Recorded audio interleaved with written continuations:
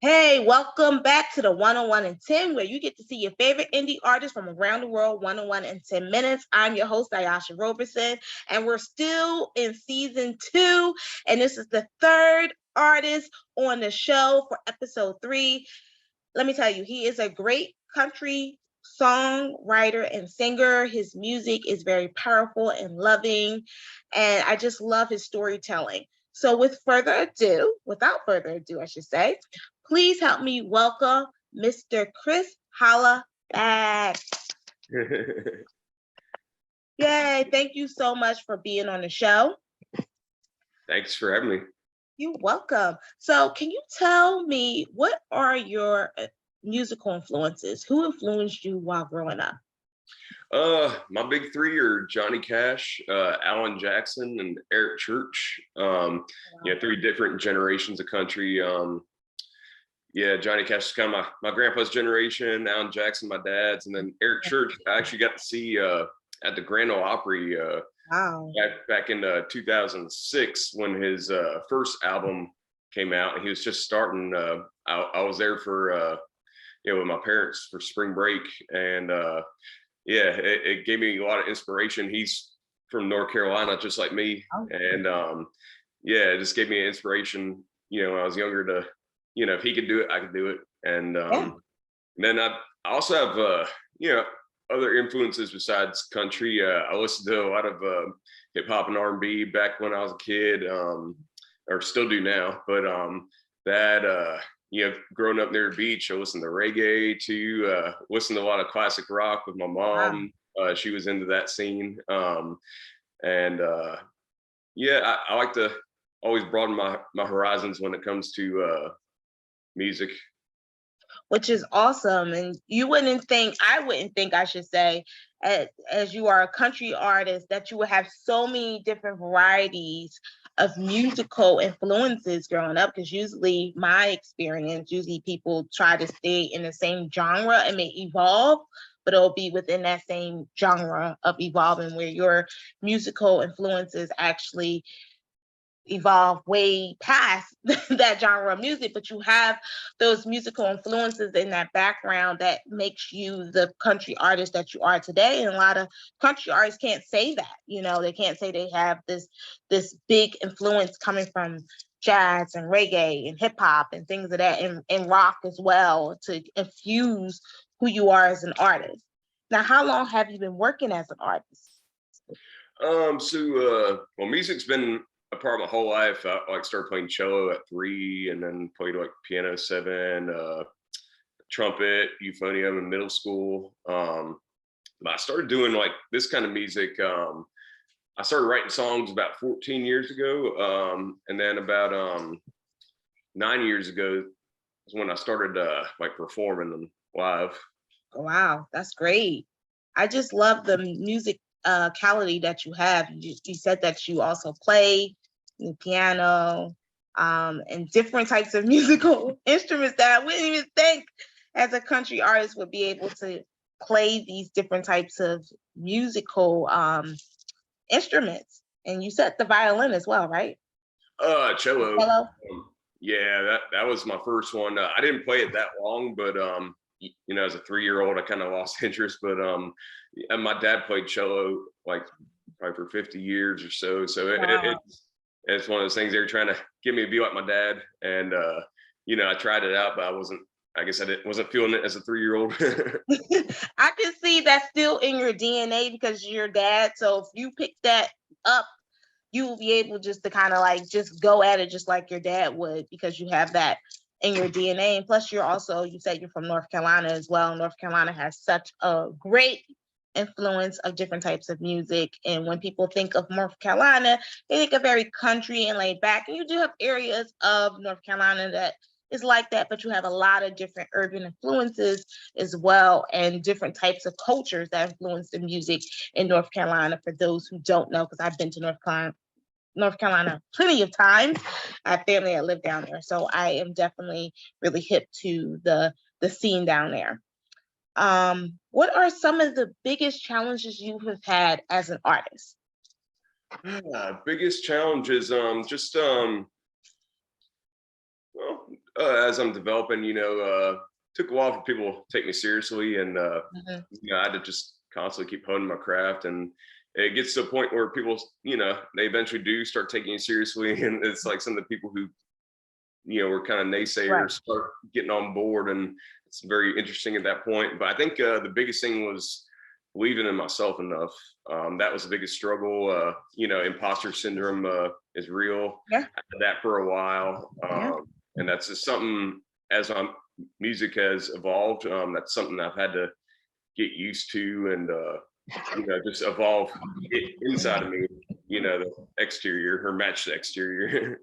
Yeah, and it's, as an artist, it's hard, it's very challenging to motivate yourself, especially when you see other people in the same genre may be doing a little bit more better than you are doing, and you may come out much, years before them. And you have to really motivate yourself and just encourage yourself to really continue with your passion, your music, and believe in it. Because sometimes we don't have a team of people around us saying, yeah, the music is great, just wait. And a lot of that comes from, yourself. So it's good that you were able to do that, because you wouldn't be here on this interview talking to me. And what are some of your biggest successes? Biggest successes. Well, I have one coming up. I got nominated for two Josie Music Awards Wow. for independent artists. I got one of them was for one of my music videos, and then the other one's for Rising Star. So that's gonna be in October at the Grand Ole Opry. So I'm Congrats. excited about that. I know you're excited. That is so amazing. So you get the VIP treatment, your music got nominated, and we'll do our best to support you in any way possible by tweeting, hashtagging your music to actually win. We'll speak it in existence. It's going to win. And I'm so excited that out of all the people, they chose you and your music. That's unbelievable. Thank you. I'm still baffled. Yeah, that's and it's a great experience as well. So you definitely got to keep us posted and let us know. We'll be following you on social media for all the details as well. Now, I know that you said you've been working as an artist for an extended period of time. Can you tell me, like, within the past maybe 2 or 3 years, how has your music has evolved into what it is now? Well, really, I've been starting to release music about a few years ago. I didn't for the longest time, and I kind of just jumped into it with that training, like this style of music. I jumped into with no training. Really, I trained myself. I taught myself how to play guitar, taught myself how to write, and I never had any mentors for a while, but I actually moved down to Texas from 2017 to 2019, and there I found mentors. They kind of weird way came to me in a way, or just showed up in my life, and Good. some of these guys have done some reputable stuff in the industry, and I felt very honored that they're willing to mentor me, and once I started working with them, I realized, hey, like, not meaning this in a bad way, but hey, I'm not as good as I think I am right now. It doesn't mean I can't be, but Right.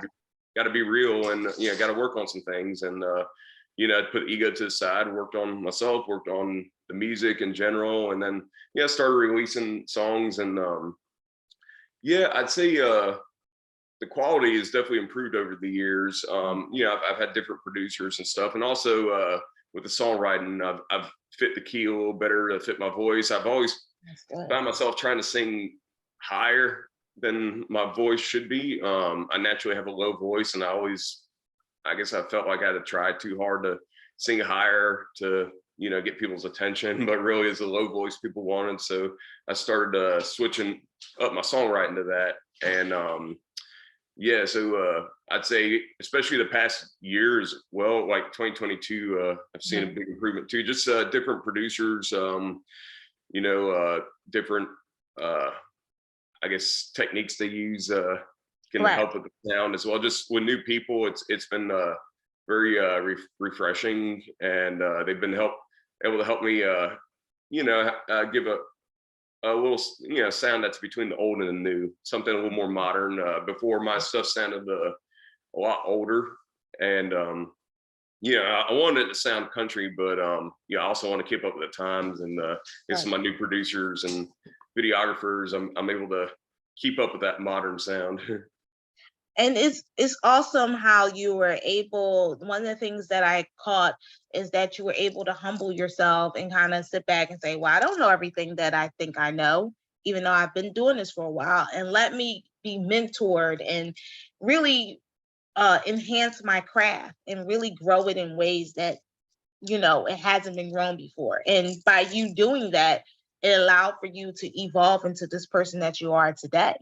So all that sacrifice and discipline and hard work has actually paid off, and this is great to see that as the finished product as you, and that's awesome. I just love the fact that you were able to do that. Thank you. You're welcome. Now let's talk a little bit about your new music. Now you have a couple of songs that you already released this year, and your music is definitely different. It has a different story. It has a storytelling to it, right? So I remember you're on my mind. I think the song is called. Oh, remind me of you. Yeah, Remind Me of You. Sorry, I messed up the song. Remind Me of You. Now, when that song comes on, it has this really nice melody. It's a little bit more up tempo. Can you tell me a little bit about what was the influence behind that song?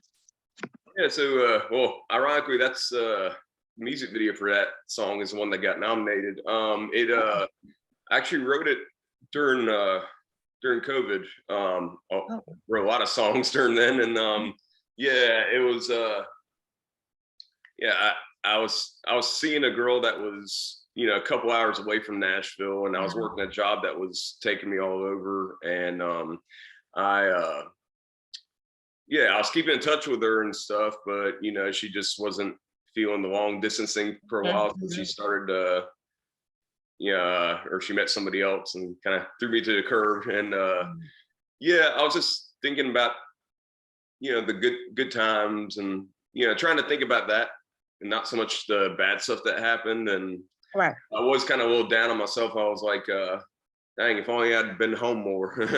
But Right. it's just something, you're reminiscing, thinking of the good times, and things were different. We wouldn't be in this position, but it is what it is. But so it's good to kind of make peace with it, and for moving on. And the great thing about that song is Remind Me of You is that you actually, something negative happened and you made it a positive thing.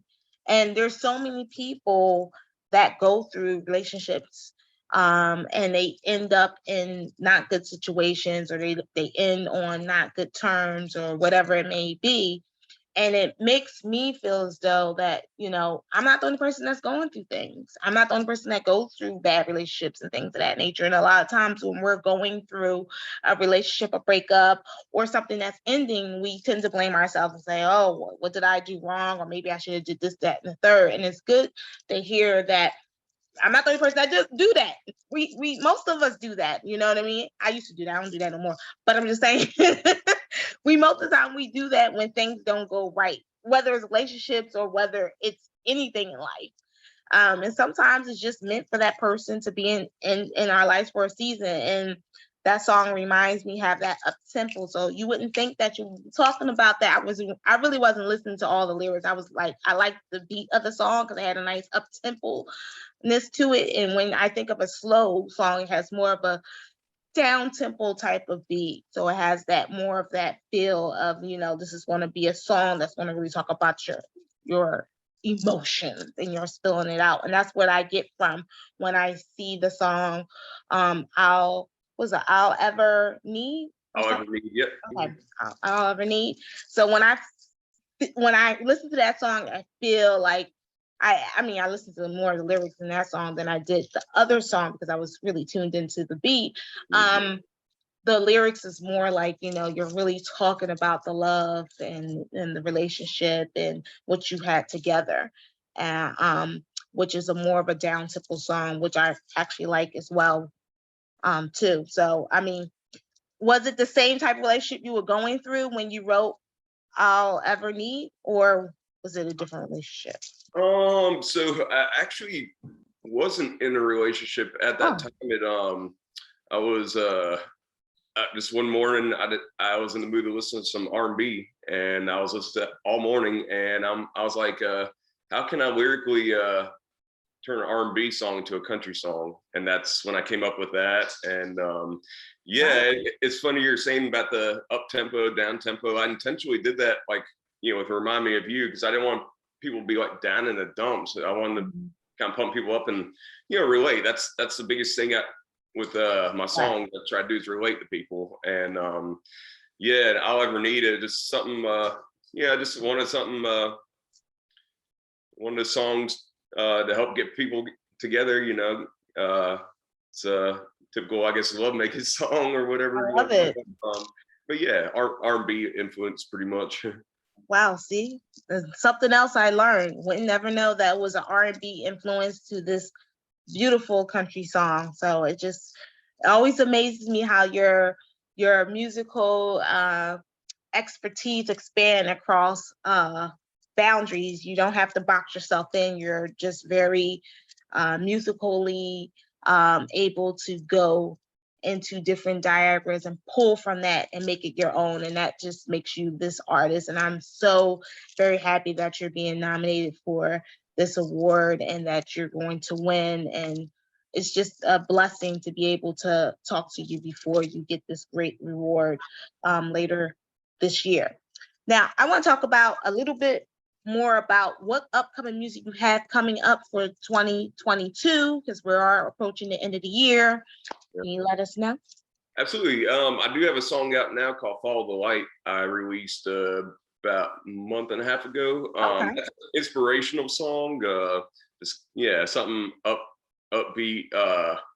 Just get people out of whatever dump they're in, and it has a lot of subliminal messages too. But that's for people who get it. It's something. I feel like it follows along the lines of the cosmic country kind of category, but it's a little out there to some people, but it brightens their mood. So that's all I wanted from that, is brighten the mood, and people who get everything I'm saying be like, whoa, a country singer singing that. And Yeah. so that's for that song. That was my purpose for that. And then I have a song right now I'm working on that plan on releasing September 23rd. Can't say the name of it yet, but it's one. It was really hard for me to write, but it kind of helps me out in my own cleansing and healing. And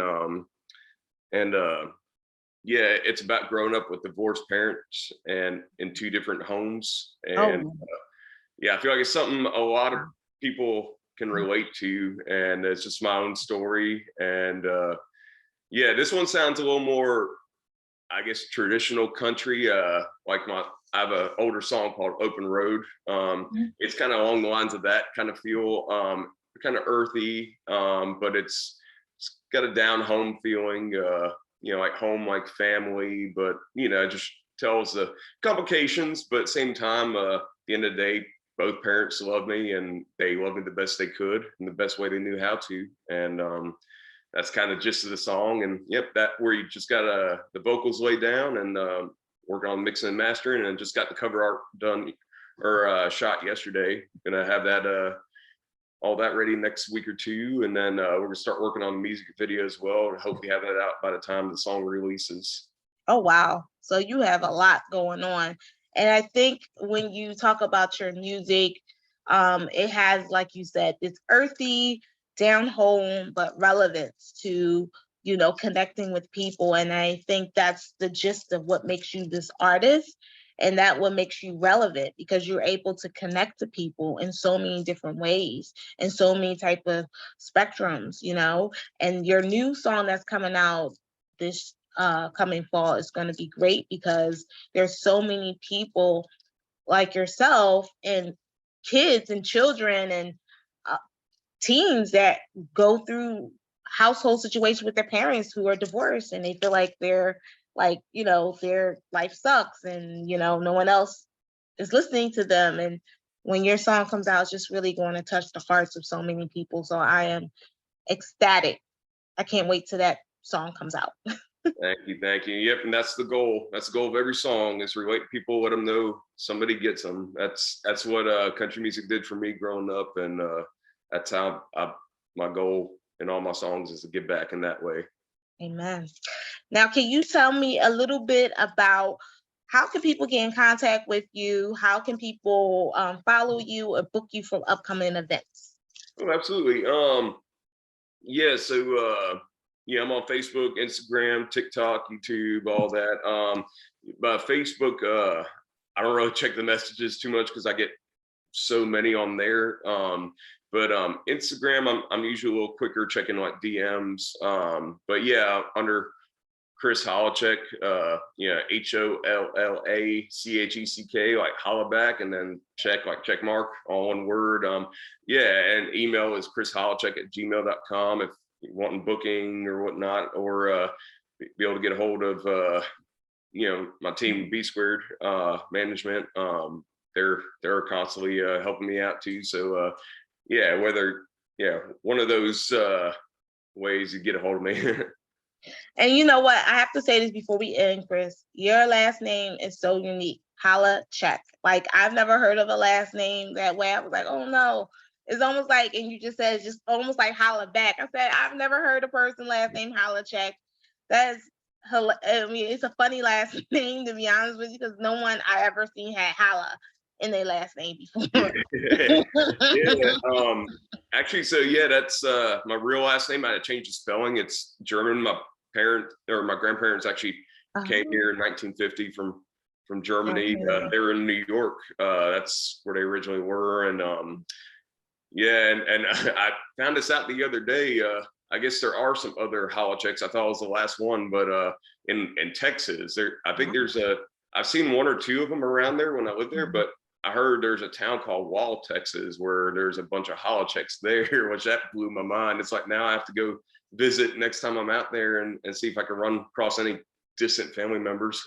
Yeah. And Texas, they have a pretty strong German community as well. I've been to Texas before. I've never been to that community because I went there like years ago. I'm not trying to tell you how old I am, but I went there years ago, and I was in Dallas, Fort Worth, Texas area. But I was told that they have a pretty, like maybe an hour, 2 hours away from that area, there's a pretty good side of German community in this part of Texas. So, and they said things are in German and think in that neighborhood. So people actually speak the language of German. So right here in the United States, you don't have to go all the way out to Germany. So you never would have expected it. no, you would never expect it. I know I would never expect it. But thank you so much, Chris, for joining us on the 1-on-1 and 10. And thank you so much, guys, for tuning in to the 1-on-1 and 10. And 1-on-1 and 1 tenors, make sure you email the 1-on-1 and 10 at urbansocialitesnj.com if you would like to be featured on our show. And again, make sure you connect with Chris Hollacheck on all his social media as well, which you can see at the bottom of this show. And continue to smile brightly, continue to be the person that you need to be, and continue to live your life well. I look forward to seeing you next week as we feature a new indie artist. Thank you guys. Take care and have a good day. Bye.